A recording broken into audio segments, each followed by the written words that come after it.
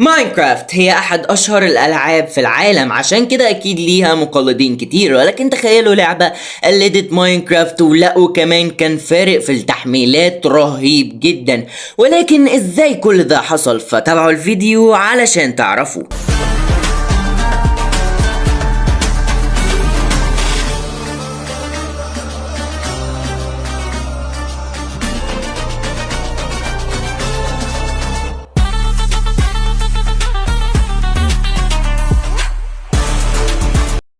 قبل ما نتكلم عن اللعبة دي وازاي قدرت تتشهر اكتر عن ماينكرافت وتبقى تنزيلاتها بمئات الملايين، ما بين ماينكرافت هي بس 50 مليون.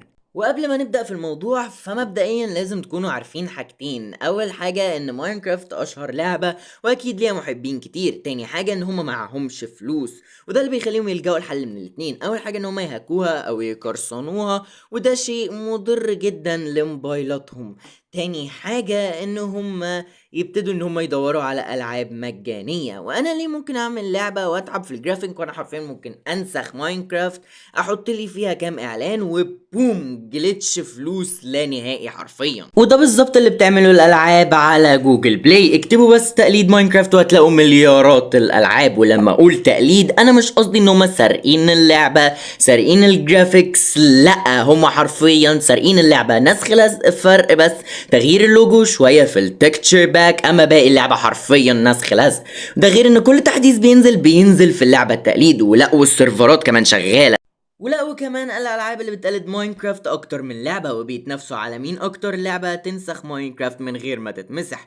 واشهرهم هما ماينكرافت الروسيه، ماينكرافت الفيل، وكرافتنج اند بيلدينج. وكل واحده فيهم مليار تحميل، ما بين ماينكرافت بس 50 مليار تحميل. وده شيء غريب لاشهر لعبه، والالعاب هنا بتاخد وقت على ما توصل الرقم ده. ما بين دول لا، هما حرفيا ناسخين اللعبه مع اعلان كل دقيقه، وحرفيا بوم جلتش فلوس. اند بيولدينج واكتر لعبه عملت كده وتحميلاتها هي كرافتنج اند بيلدينج، 153 وتحميلاتها مليون 153 مليون. ده غير باقي المواقع. ولحظه واحده، لو كل 1000 تحميله عليها $4 يبقى كده اللعبه بتكسب 600 مليون. وده شيء بيخسر ماينكرافت كتير. وليه ماينكرافت ما تمسحهاش؟ ده اولا لان ليهم محبين وشروحات على اليوتيوب، وكمان اللعبه احسن من ماينكرافت.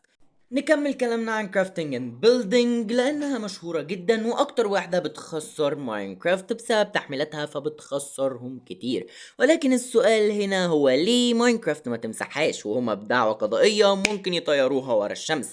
ده لان مفيش اسهل من ان هي ترجع، لان مفيش اسهل من ان انت تطور لعبة بتقلد ماينكرافت. فهنا مايكروسوفت بتسيب الناس تعمل العاب حتى لو سرقة ماينكرافت، علشان في يوم من الايام لما الشخص يبقى معاه فلوس هيلعب اللعبة الاصلية. ومايكروسوفت في الاول وفي الاخر اكيد مش عايزين ينتشر التهكير واللعبة تتسرق، فبيسيبوا الناس اللي سارقين اللعبة حتى لو هي نسخة طبق الاصل منها. فدي كانت كل القصة، وده كان كل الفيديو، وسلامات.